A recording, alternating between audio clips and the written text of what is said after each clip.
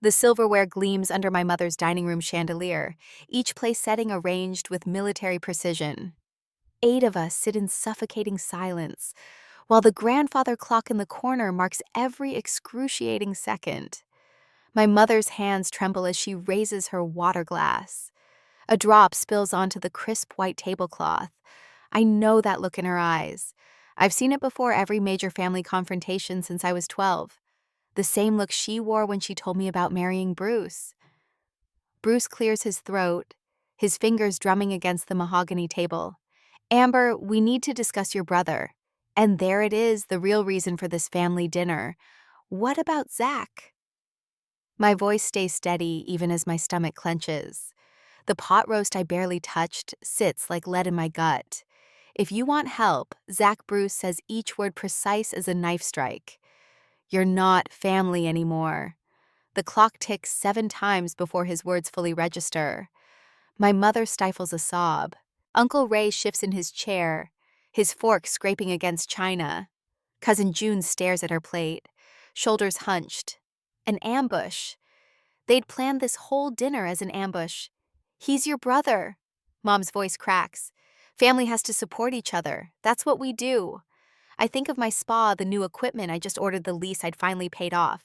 7 years of 16-hour days of choosing between groceries and supplies, of building something real, something mine, after all we've done for you. Uncle Ray's disappointment cuts deeper than Bruce's threats. He'd helped me study for my business certificated when I signed my first lease. Bruce leans forward, hands clasped on the table. No more holiday invitations, no inheritance, no contact with any of us until you make this right. June still won't look at me. Just 6 months ago, she'd slept on my couch for 3 weeks after her divorce. Now she picks at her cuticles, silent as a stranger. The scene blurs as my mind drifts back to Tuesday night. The familiar scent of lavender oil as I wipe down the massage table. The bell chiming as the front door opened. Hey, sis. Zach's easy smile, the one that always preceded disaster. His designer jacket probably cost more than my monthly utilities. Got a minute? I kept cleaning. Just finishing up. Great business you've built here. He ran his finger along the new reception desk. Really impressive. My shoulders tensed. What do you need, Zach? 23 grand. He said it casual, is asking for a stick of gum. Just until my new venture takes off. 3 months tops. The same promised timeline as his food truck, his cryptocurrency trading, his affiliate marketing scheme. I love you, I said, meeting his eyes. But I'm not a bank. His smile hardened. That's cold amber. Real cold. Mom's call came at midnight. How could you be so heartless? He's drowning in debt. By Wednesday, 3 regular clients had canceled their standing appointments. Whispers spread through our small community. Amber's rolling in money while her brother struggles. Amber turned her back on family. Amber's forgotten where she came from. The grandfather clock chimes, yanking me back to the present, to 8 sets of eyes fixed on me, to the choice they're forcing me to make. My napkin feels starched and stiff as I place it beside my plate. The chair scrapes against hardwood as I stand, my spine straight, as the silverware they're using to pin me down. If family means choosing sides, I say, surprising myself with how calm I sound. I choose myself. Mom's water glass clatters against the table. Amber, please. I lift my purse from the back of my chair. The leather strap grounds me solid and real against my palm. 7 years of early mornings and late nights of learning from every mistake, of building something honest and true. Real family doesn't force you to set yourself on fire to keep others warm. The silence follows me down the hallway, past the photos of family vacations and graduations, past the marks on the wall tracking Zach's height, but not mine, past the life I thought I had to live to be loved. I close the front door behind me, not with a slam, just firmly shut. The night air wraps around me like a blanket, cool and clean. My hands shake as I unlock my car, but my mind feels clearer than it has in years. They made their choice. Now, I've made mine. 2 days after the incident, I was at my work checking the usual work and preparing for the clients when the no-show notification pings on my spa management app. 3rd cancellation this morning. I tap the screen, scanning the message that appears below the client's name. Sorry, Amber, but I can't support someone who abandons family. My phone buzzes again. Another regular client dropping their standing Thursday appointment. 4 years of shoulder work for her carpal tunnel gone with a single text. The storage closet door clicks shut behind me. Lavender and eucalyptus oils fill my nose as I press my forehead against the cool metal shelving. One tear slides down my cheek. Just one. I swipe it away with the back of my hand, straighten my spine, and smooth my white spa tunic. Mrs. Chen will arrive in 20 minutes for her deep tissue massage. She hasn't canceled. Focus on the clients who stay, I tell myself. Build from there. The morning passes in a blur of essential oils and gentle music. My hands work steady and sure, despite the tremors in my heart. Each client who walks through my door receives the same careful attention I've always given. Refuse to let family drama affect my work. At 3:00, I lock the spa door and drive across town to Mr. Wilson's law office. The leather chairs creak as I sink into one across from his desk. Dark wood paneling surrounds us unchanged since the Carter administration. I brought the bank statements. My voice stays professional as I slide the folder across his desk and copies of the previous loans. Mr. Wilson peers at me over his reading glasses, his eyes softening with grandfatherly concern. Are you certain about this? Amber family situations can be complex. I'm certain. The words come out stronger than I expect. He nods, reaching for his legal pad. Then let's draft a formal cease of financial obligation. Make it crystal clear where you stand. An hour later, I leave with copies of the notarized document in a manila envelope. The paper feels heavy in my hands, weighted with finality. I stop at the post office, sending identical copies to Mom, Bruce, Uncle Ray, and Zach. Certified mail. Return receipt requested. No room for claims they didn't receive it. The sun sets as I pull into my parking spot behind the spa. A familiar figure huddles near the back door. June. Her arms wrap around herself despite the warm evening. I need to talk to you. Her voice shakes. Inside, please. I hesitate, then unlock the door. June follows me into the darkened spa, her heels clicking against the tile floor. When I flip on the lights, I notice how pale she looks. Shadows purple the skin beneath her eyes. I found something. She fumbles in her oversized purse, pulling out a crumpled stack of papers. In Zach's car, when I was helping him move some boxes, the loan application form bears my spa's name at the top. Further down, a clumsy attempt at my signature sprawls across the dotted line. He asked me to notarize it. John's voice cracks. Said you were too busy to come in person. I almost. God, Amber, I almost did it. The forgery swims before my eyes. My own brother planning to steal not just money, but my business, my dream. He was using me to get to you. June sinks into one of the waiting room chairs. I'm so sorry. I should have seen it sooner. I fold the papers carefully, sliding them into my desk drawer. Thank you for telling me. There's more. June wrings her hands. I think he's done this before. I thanked her and we parted ways. I was even more determined to cut ties with all of them for good. After I came home, I prepared my dinner, called my friend to meet tomorrow, and went to bed. Tomorrow's going to be a tough day. The next morning, I meet Sarah for coffee before the bank opens. She's been my friend since high school, long before she became a financial advisor. Her eyes widen as she reviews Mom's accounts on her laptop. $31,000. Sarah's fingers fly across the keyboard. Withdrawn from your mother's retirement account over the last 8 months. Small amounts each time. My stomach lurches. Show me. She turns the screen. The evidence marches down the page in neat rows. 2,000 here, 1,500 there. Each withdrawal just small enough to avoid triggering alerts. Wait. Sarah clicks through another screen. Look at these text messages Zach sent, the ones he sent to that guy in Phoenix. The words punch the air from my lungs. Amber soft. That spa will be mine in 6 months. Already got Mom's retirement fund as backup capital. My hands curl into fists. This ends now. Days pass with my preps work, lawyer visits, and my determination grows more and more. I will break them all apart. The next week also blurs into a montage of evidence gathering, bank statements, text messages, loan applications. Each new discovery lands like another brick in the wall between me and my old life, between truth and the lies I'd been told about family loyalty. One Wednesday evening, I spread everything across my dining room table after hours, each piece of evidence in its own folder, labeled with sticky notes and my precise handwriting. My hands remained steady as I organized the proof of betrayal. The landline rings startling me. No one uses that number except family. I let it ring twice before picking up. Mom. My voice comes out calm, determined. I'm hosting dinner this Sunday. Everyone needs to be there, including Zach. The silence stretches between us until she whispers, Amber, please. There are some things you all need to see. I just hung up on her and continued rearranging all the evidence. No doubt they're going to be shocked when they see my secret weapon.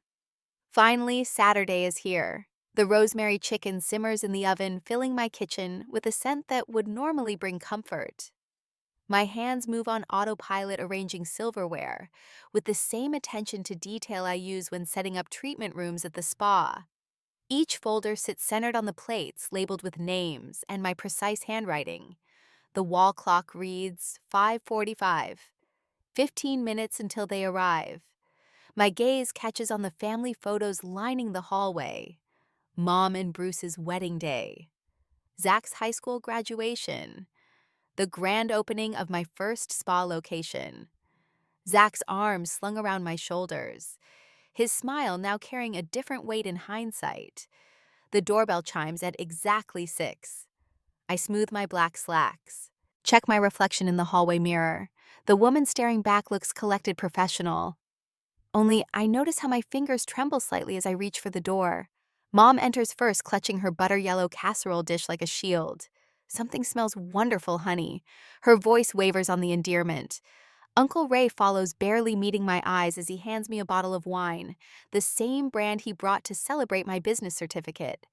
June slips in behind him, pale but determined. Bruce takes his usual seat at the head of the table, though his authority feels hollow tonight. Mom fusses with her napkin, rearranging it 4 times before letting it rest. The silence stretches until Uncle Ray clears his throat. Beautiful table setting, Amber. I nod my thanks, watching the door. At 6:22, familiar footsteps sound in the hallway. Zach sweeps in without knocking. Designer soup crisp. That easy smile in place. Sorry I'm late, everyone. Traffic was brutal. He kisses Mom's cheek, clasps Uncle Ray's shoulder. His confidence grates against my nerves like sandpaper.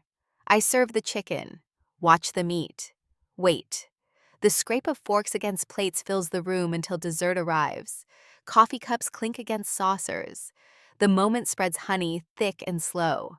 Before we finish, I say, my voice steady, I have something to share. I open the folder beside my plate, pass copies of bank statements down the table, watch faces change as they register the numbers, the withdrawals, the forged signatures. Mom, my fingers trace the edge of the next document. Did you know about the changes to your retirement account? The color drains from her face. What changes? I slide the statement toward her. Her hands shake as she lifts her reading glasses to her nose. The gasp sounds like it's been punched from her chest. $31,000. The words fall into the silence like stones withdrawn over 3 months. Zach's laugh cuts through the tension. Come on, sis. You're making this sound like some kind of crime. Because it is. June's voice startles everyone. She stands, pulls more papers from her bag. I found these in your car last week. Loan applications with Amber's forged signature. Uncle Ray's chair scrapes back. You did what? The front door opens. Sarah walks in, banking records tucked under her arm. Mr. Wilson follows his usual grandfatherly manner, hardened into something more formal. Zach's smile cracks at the edges. Ridiculous. You're all acting like you committed fraud. Sarah's heels click against the hardwood as she approaches, because that's exactly what this is. I pull out my phone, pull up the text message, read it aloud.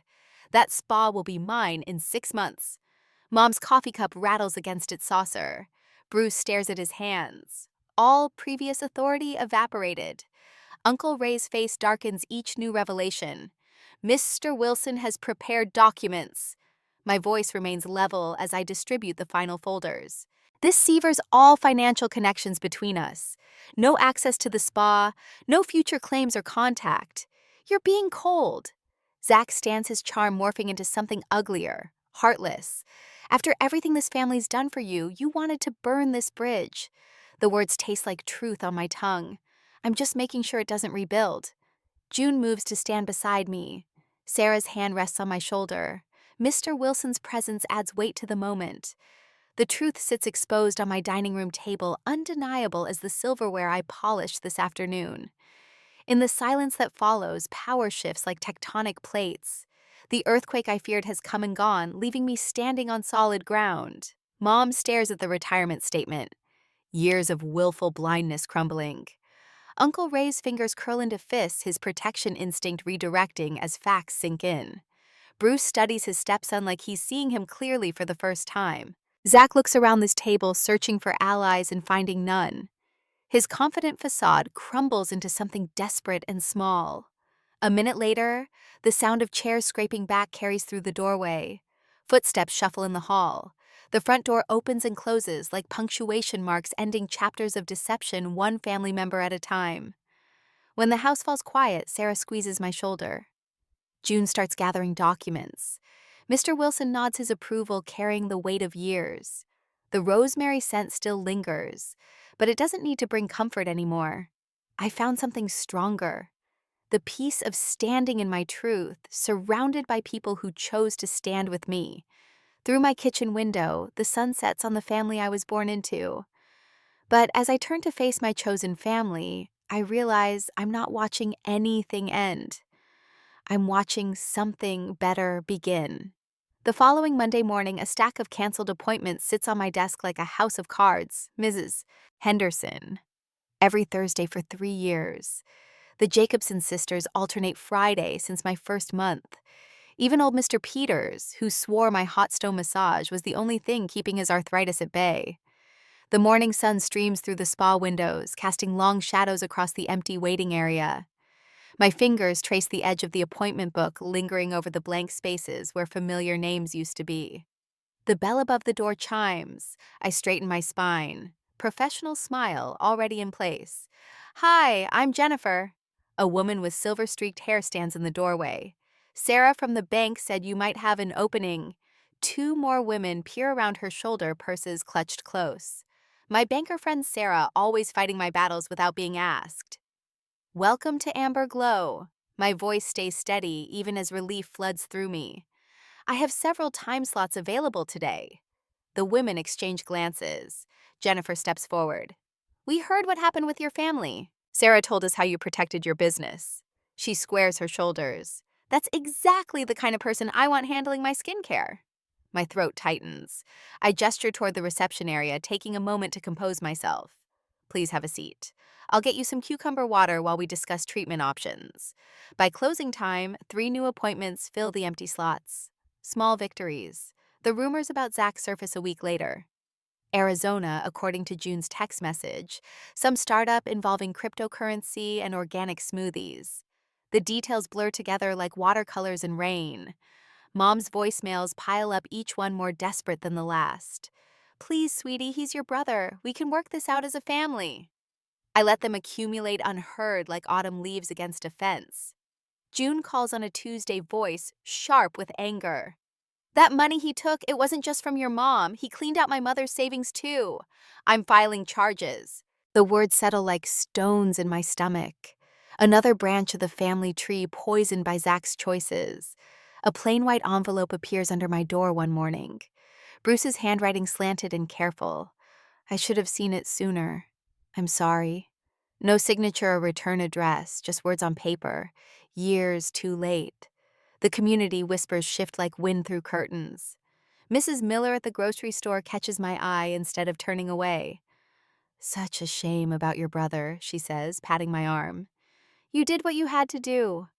The Korean restaurant next door sends over lunch bulgogi and kimchi. Enough for 2 days. Business owners stick together, Mr. Park says when I try to pay. Some family you choose.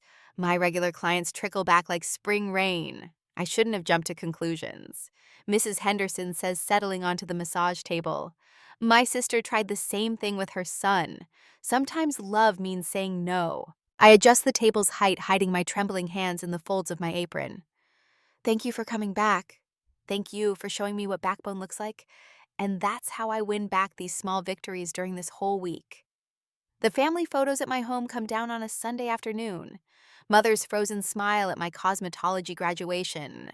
Uncle Ray teaching me to drive. Zach and me at the state fair. Cotton candy sticky on our fingers. Each frame leaves a pale rectangle on the wall, like a scar that hasn't quite healed. Sarah arrives with takeout and determination. We're redecorating, she announces, dropping bags of Thai food on my coffee table. I brought command strips and that art print you liked from the gallery. June shows up with a bottle of wine and her own stack of frames. I printed some photos from the Chamber of Commerce mixer. You know when you won that small business award. The new photos go up as the sun sets. Me cutting the ribbon at my spa opening. Sarah and I at the local business owner's lunch. June and her daughter at my holiday client appreciation event. Moments of joy untainted by manipulation. To standing your ground, Sarah says later, raising her glass. The Thai food containers lie empty between us. Chopsticks crossed like fallen branches. The smile that crosses my face feels foreign, like a muscle long unused to chosen family. The following weeks, the spa evolves in small ways. New organic products line the shelves carefully researched and tested. The massage table I'd been eyeing for months finally arrives. Its leather smooth and unblemished. The vacant space next door becomes available in late autumn. I sign the lease with steady hands. My bank account balanced and healthy. The expansion happens slowly, deliberately. Each decision made with clarity instead of crisis. A new sign gleams above both doors. Amber glow built with integrity. Dr. Matthews adjusts her reading glasses, peering at me across her desk. How are you feeling about your boundaries? I consider the question, watching dust motes dance in the afternoon light of her office. Lighter, I say finally, like I've set something heavy I didn't know I was carrying. She nods, making a small note. And the family questions. Holiday season's approaching. I tell people the truth. I'm spending it with friends this year. The words come easier now. Smooth as river stones. No guilt. No explanations needed. She nods, then turns away. The next day, my calendar sits open on my desk. Pages crisp and clean. December squares filled with client appointments. Supply deliveries, a weekend spa retreat I'm planning for spring. No obligatory family dinners, no emergency loans disguised as brotherly visits. The morning sun streams through both spa windows, now drawing golden paths across the new hardwood floors. I unlock the door at exactly 8, flipping the sign to open. The bell chimes. Another day begins.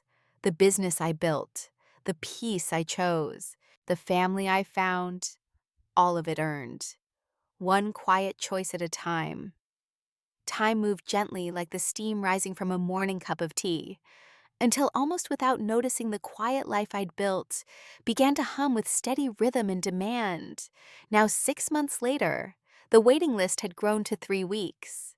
I studied the column of names in my appointment book, each slot filled with black ink. No more gaps between clients, no more desperate attempts to fill last-minute cancellations. My fingertips traced the leather cover, remembering the days when this book held more empty spaces than names. A spray bottle and cloth sat ready on my freshly sanitized massage table. The piece had settled into a rhythm as dependable as my morning cleaning routine. The early sun stretched across hardwood floors. I'd finally had professionally restored, warming the space that was entirely, unquestionably mine. Sarah's text lit up my phone. Breaking records again this month. I allowed myself a small smile. The numbers didn't lie. Revenue had doubled since January, each careful decision building on the last. No shortcuts, no compromises, no family loans disguised as investments. The mail slot clinked. Through the front window, I watched Mrs. Henderson shuffle away from my door. Her mail carrier uniform as crisp as ever. The morning stack waited in its usual neat pile, except for one envelope that didn't belong. Arizona postmark. No return address. My hands didn't shake as I picked it up. Progress, I supposed. The familiar scroll across the front sent my stomach twisting. 6 months of silence shattered by Zach's handwriting. Still trying too hard to look casual, I sat at my reception desk letter opener, sliding clean through the envelope seam. The paper inside smelled faintly of someone else's cologne. Expensive, trying to cover something else. Dear Sis, the letter began as if we were characters in some wholesome family sitcom. I've been doing a lot of thinking out here in the desert. Sometimes you have to hit rock bottom to see the light. Write 4 pages of careful cursive followed. Words like transformation and spiritual awakening scattered between vague apologies and vaguer promises. My eyes caught on phrases that sparked familiar warning bells, exciting opportunity, and ground floor and family support. The letter ended with, "The past is the past. Let's start fresh." I found my real purpose now. Not one mention of the money he'd stolen. One concrete step toward making anything right. The bell above my door chimed. I looked up to find Mom hovering in the entrance, clutching her purse like a shield. Her hair had more gray now, but her eyes still held that desperate hope that made my chest ache. "He's different this time, Amber." Her voice wavered. "I can feel it." I gestured to the chair across from my desk. She perched on the edge, already digging through her purse. Out came the photos. Me and Zach building sandcastles. Zach at his high school graduation. Family Christmas cards spanning decades of forced smiles. "Remember how close you two were?" She spread the photos across my appointment book. I studied the images, seeing what she couldn't. How Zach's smile never quite reached his eyes. How often my younger self stood slightly apart, already learning to create distance. "I got his letter, too," I said quietly. "He's found God out there in Arizona." Mom's fingers worry the edge of a photo. "He's working with this amazing life coach. They're starting this program to help people transform their lives through spiritual entrepreneurship." The familiar weight settled in my stomach. Another scheme dressed in shinier clothes.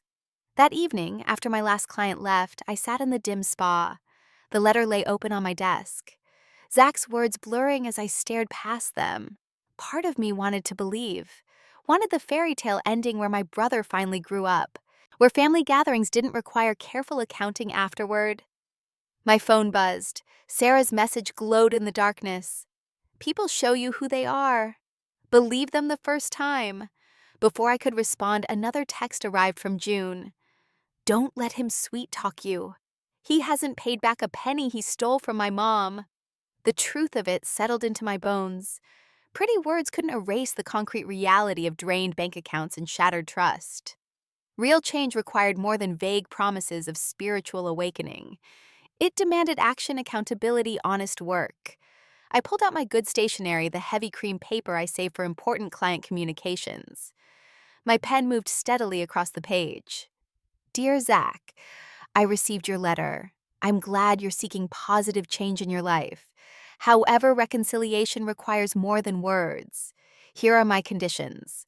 1 full repayment of all stolen funds, including Mom's retirement money and June's savings. 2 regular sessions with a licensed therapist, not a life coach. 3 public acknowledgement of your actions and their impact. 4 concrete evidence of legitimate employment or business ownership. Until these conditions are met, I maintain my boundaries. This isn't about punishment. It's about protecting myself and others from further harm. I wish you well on your journey toward genuine transformation. Amber." 2 days later, Mom appeared at the spa again. Her eyes were re-dimmed, her hands trembling as she held out her phone. "Did you see this?" She pulled up a crowdfunding page. "He's building something wonderful. Look, he even mentions you." The page showed Zach's smiling face above a polished pitch. "Inspired by my sister's successful spa business, I'm launching a revolutionary wellness program."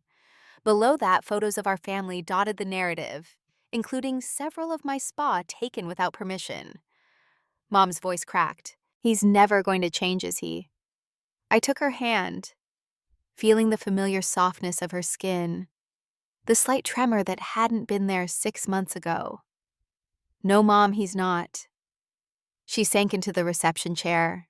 Decades of enable finally crumbling under the weight of truth. I kept hold of her hand as reality washed over us both. A tide that could destroy or cleanse depending on whether you fought it or learned to swim. I need to report that crowdfunding page, I said gently. Those photos weren't his to use. Mom nodded, her fingers tightening around mine. Outside, Mrs. Henderson walked past with her mailbag right on schedule. The sun warmed my hardwood floors. Appointment slots waited to be filled with clients who trusted my work, not my family name. Some bridges couldn't be rebuilt. Some shouldn't be. Even without the bridges behind me, I kept walking forward until one day, I arrived at something entirely new. That's how a whole year has passed. The ribbon slices cleanly beneath my scissors, floating to the ground in a crimson spiral. Applause ripples through the crowd, gathered outside my expanded spa location. June beams beside me, her receptionist badge catching the morning sunlight. Ladies and gentlemen, welcome to the new Amber Glow Day Spa. My voice carries across the parking lot without strain. A year ago, these words would have stuck in my throat. Sarah whistles from the front row. Mr. Wilson dabs at his eyes with a handkerchief, though he'll deny it later. They're my real family now, earned through trust instead of blood. Inside, the renovation gleams. Natural stone tiles replace the old linoleum. Soft music drifts from hidden speakers. The air carries hints of lavender and eucalyptus. 3 new treatment rooms branch off from the expanded waiting area, each one a testament to 7 years of careful planning. June arranges crystal water glasses on a tray. First client arrives in 30 minutes. She pauses. You know what today is? I nod. 1 year since that dinner where I finally chose myself. The memory has lost its sting. The celebration unfolds without pretense. No forced speeches or hidden agendas. Just coffee pastries and genuine congratulations from people who want to see me succeed. The simple joy feels foreign after years of family tension, but I'm learning to accept it. Sarah corners me by the refreshment table. Heard about Zach's latest venture in California. Solar panel pyramid scheme.